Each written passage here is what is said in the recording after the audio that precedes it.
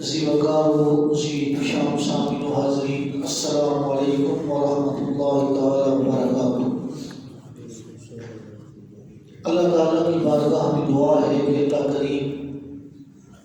جس طرح آج مجھے اور آپ کو نماز جمعہ ادا کرنے کی اللہ نے توفیق عطا فرمائی ہے،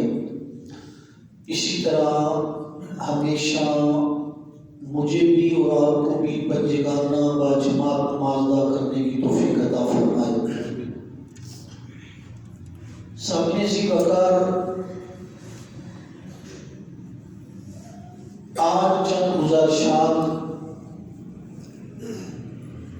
جس موضوع پر میں آپ کی سماعتوں کی نظر کروں گا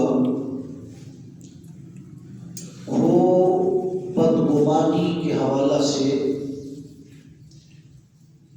جو باتیں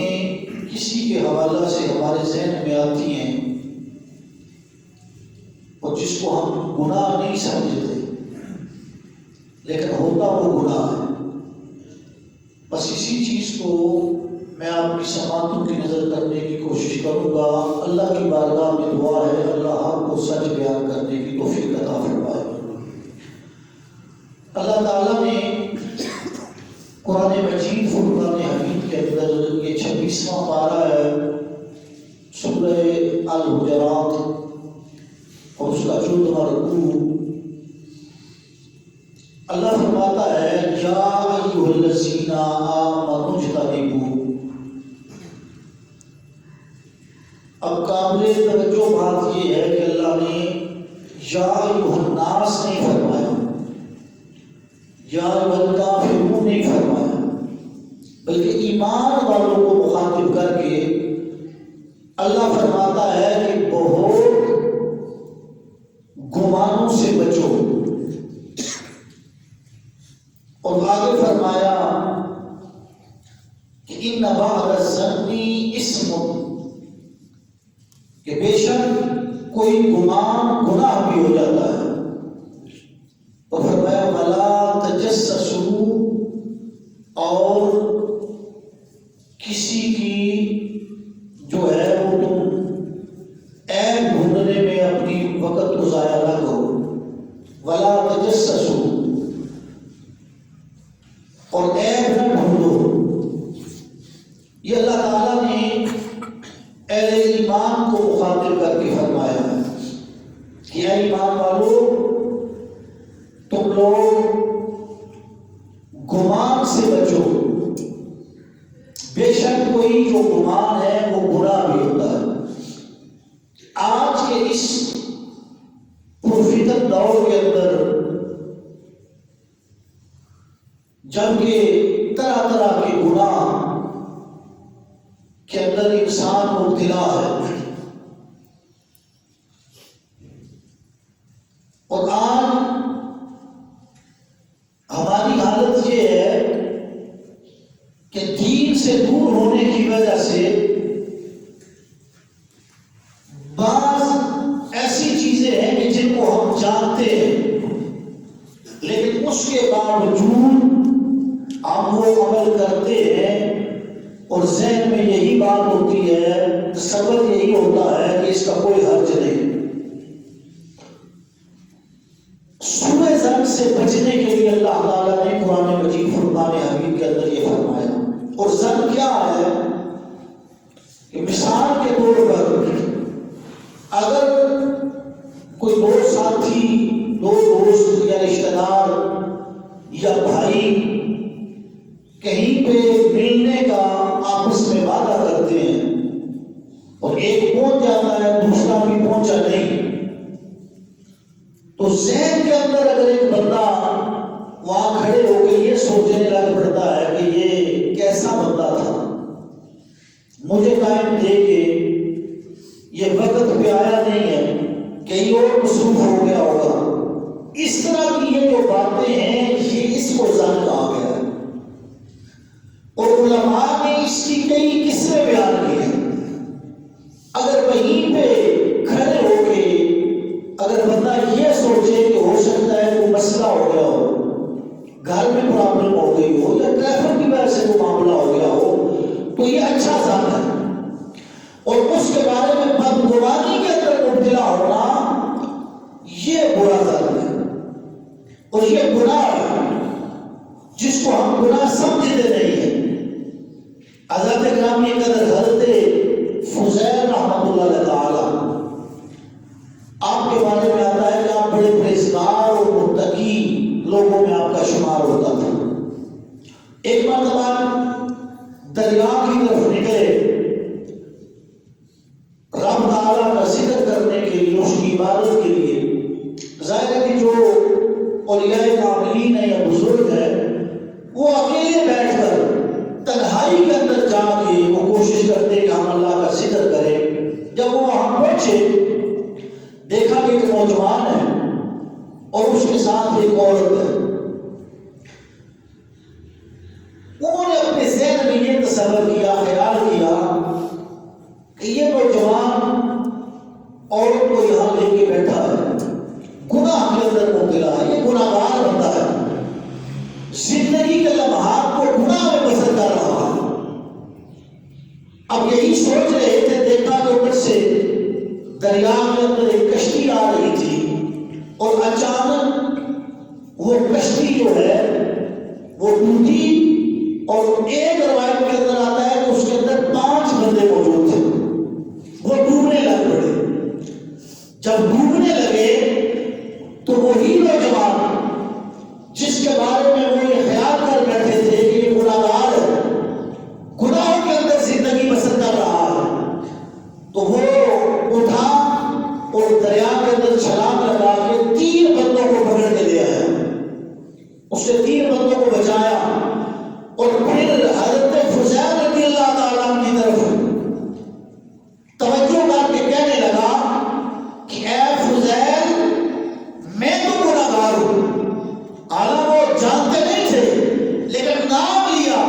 اور کہا کہ اے فضیل، میں تو گناہ گار ہوں، آپ تو پرہیزگار ہیں، آپ تو متقی ہیں،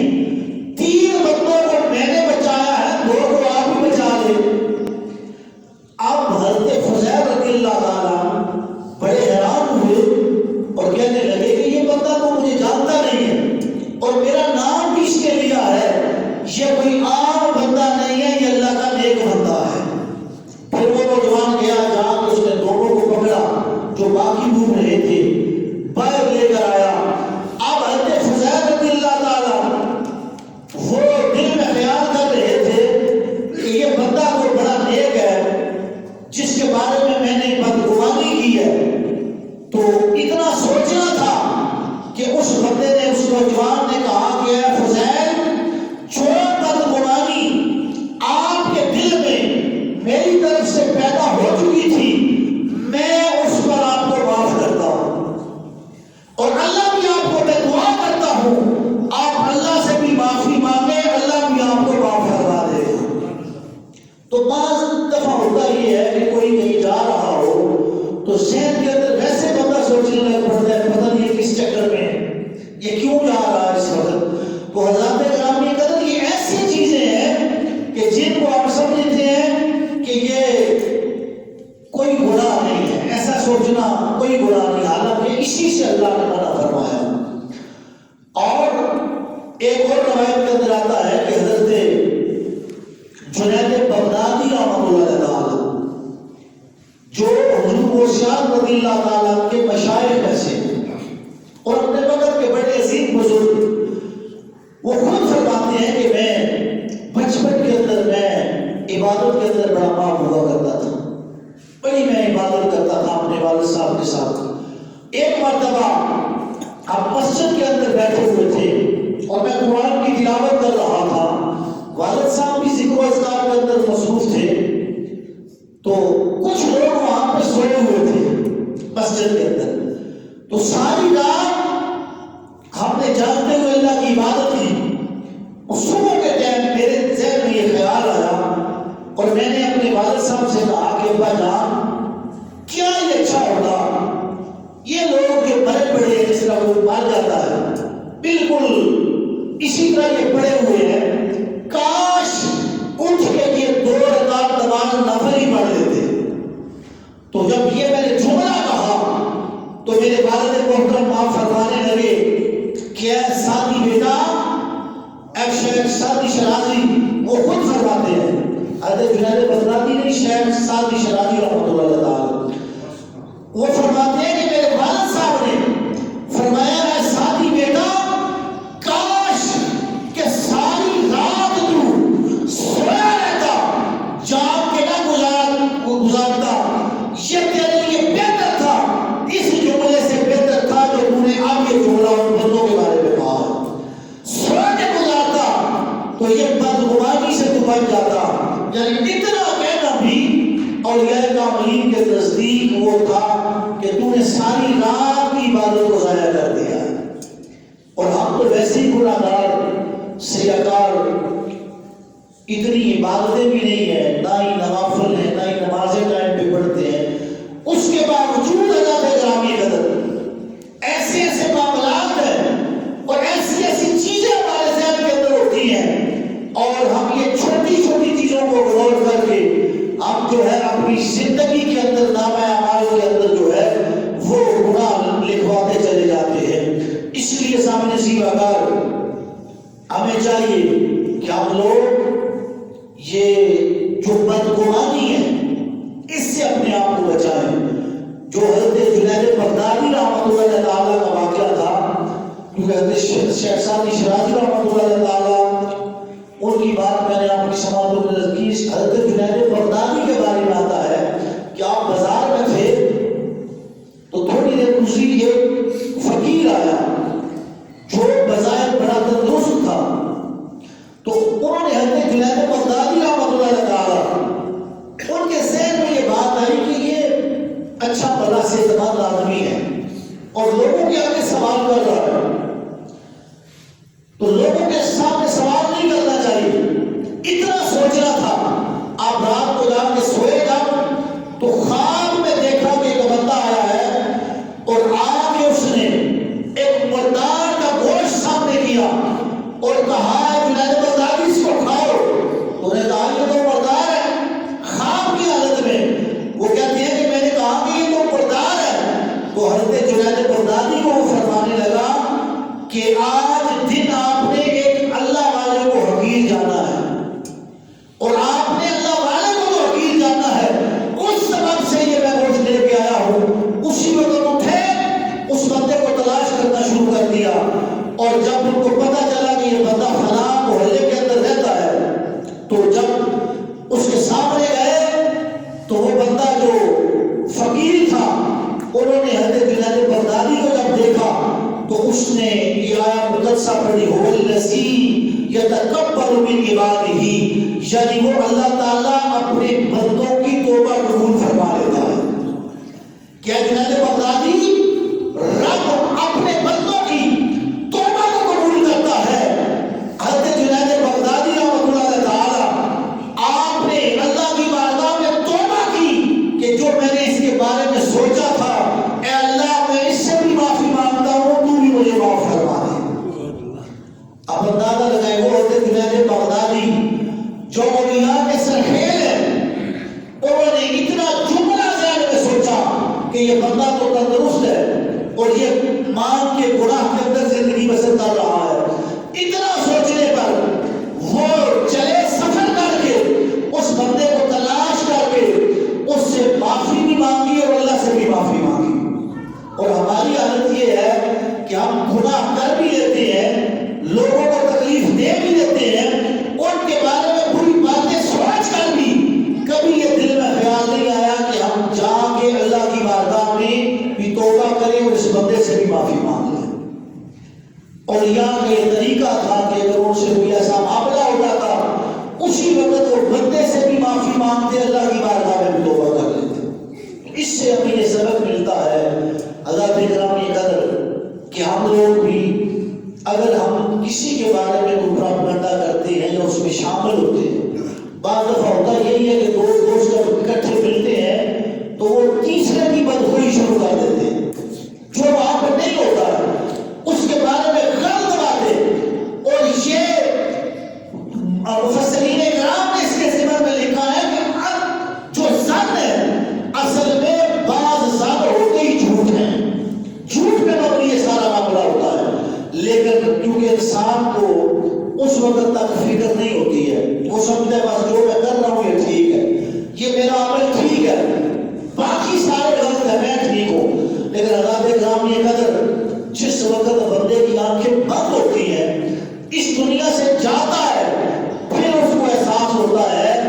واقعی میں نے اپنی زندگی کو ضائع کر کے لمحات کو میں آیا ہوں. لیکن اس وقت ابن عباس فرماتے ہیں کہ جب بندہ گناہوں کے اندر زندگی کو بسر کرتے ہوئے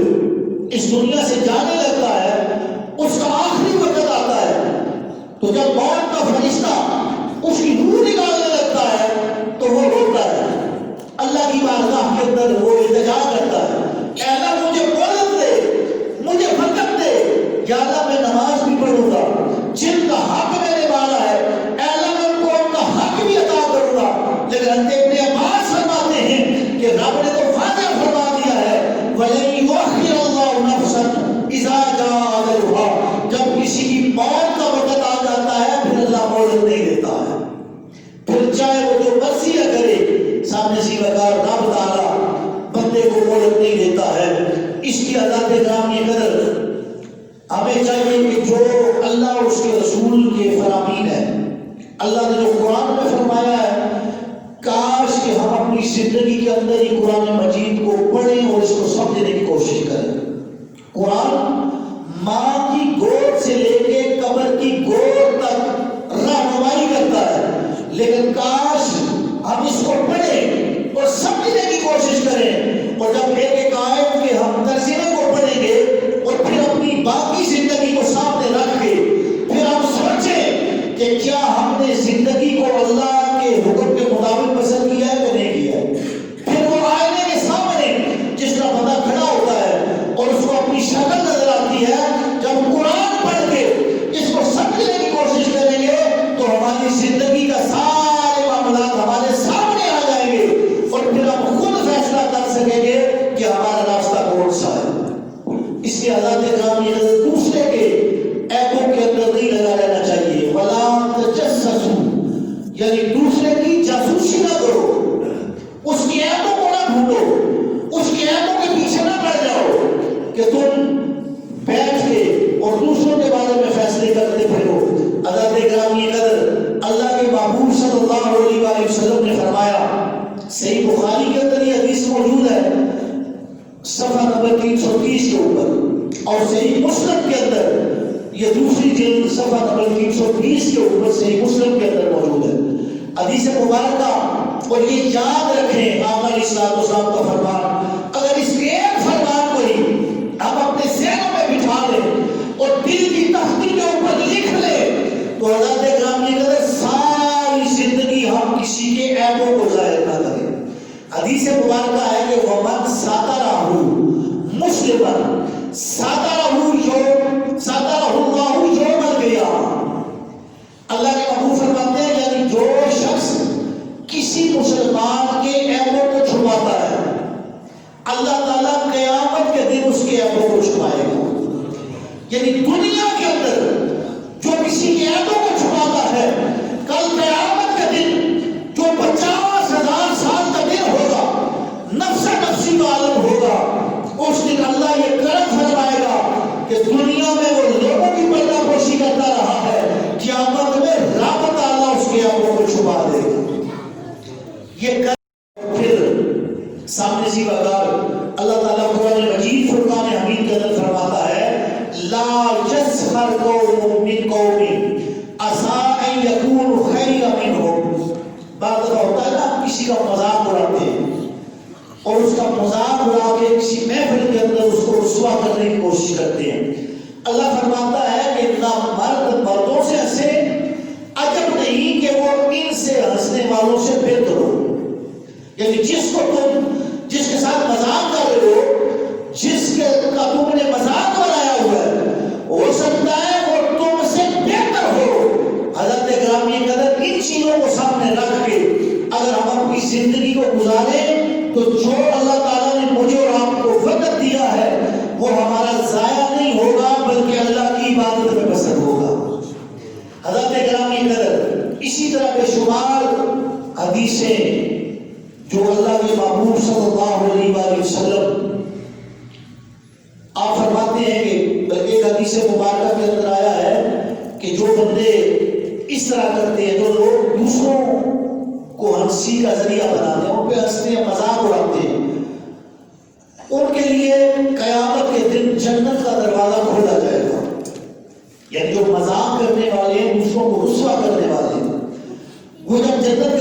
آئیں گے تو ان کے لیے جنت کا دروازہ کھلے گا. جب جنت کا دروازہ کھلے گا وہ داخل ہونے لگیں گے, جنت کا دروازہ بند ہو جائے گا.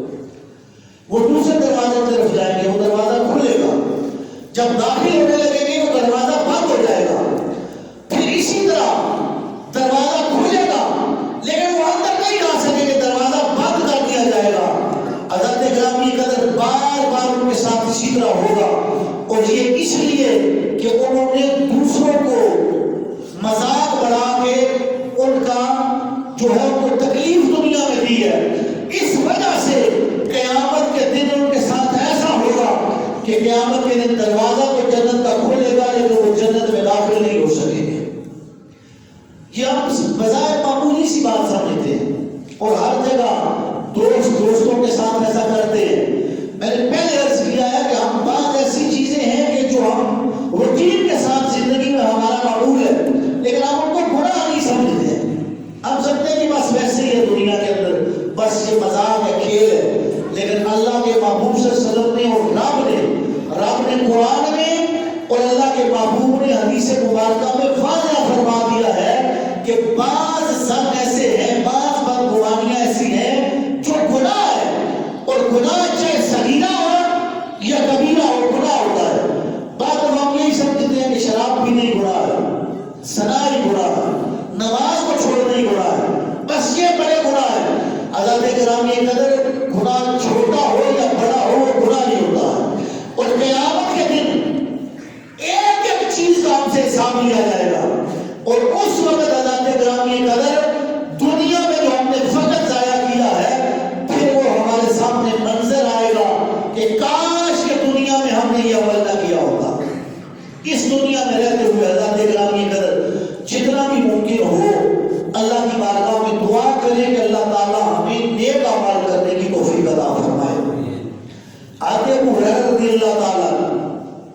آپ فرماتے ہیں کہ رسول کائنات صلی اللہ علیہ وسلم نے فرمایا کہ بدگمانی سے بچتے رہو, کیونکہ بدگمانی سب سے جھوٹی بات ہے. یہ بدگمانی جو دل میں پیدا ہوتی ہے حضور نے فرمایا کہ یہ جھوٹی بات ہے, اور کھول اور خرید نہ کرو, یعنی کسی کے بارے میں تم اس کی عیبوں کو نہ تلاش کرنے لگ پڑا کرو, اور نہ ہی کان لگا کر سنو. آپس میں دشمنی پیدا نہ کرو بلکہ بھائی بھائی بن کر رہو. دنیا کے اندر ایک دوسرے کے بھائی بھائی بن کے رہو. اور ایک اور حدیث مبارکہ کے اندر صحیح بخاری کی حدیث ہے کتاب الادب کے اندر, یہ حدیث حضرت ابو ہریرہ فرماتے ہیں کہ قال ایکم وزنا فإن الزن اکذب الحدیث